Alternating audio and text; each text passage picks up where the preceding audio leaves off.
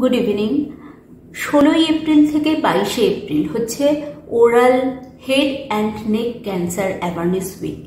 নতুন করে বলার কিছু নেই, ক্যান্সারের মতো রোগ যখন আসে আমরা বহুবার বলেছি যে যত তাড়াতাড়ি ডায়াগনোসিস হবে তত তার সেরে ওঠার চান্স বেশি, কারণ রোগটি প্রথম অবস্থাতেই জটিলতা কম থাকবে, চিকিৎসকের হাতে অনেক সময় থাকবে এবং রোগীর সেরে ওঠার চান্স সব থেকে বেশি থাকবে।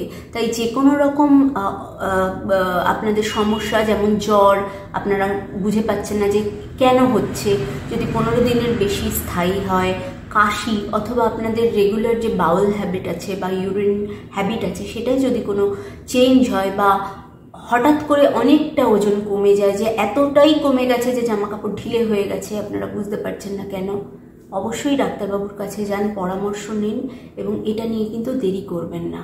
মনে রাখবেন যে আপনার সুস্থ থাকার দায় কিন্তু আপনার নিজের, এবং শরীর হচ্ছে সব থেকে বেশি প্রায়োরিটি, শরীরের পাওয়া উচিত। সুস্থ থাকলে তবেই সব কিছু ঠিক থাকবে। সকলে ভালো থাকবেন।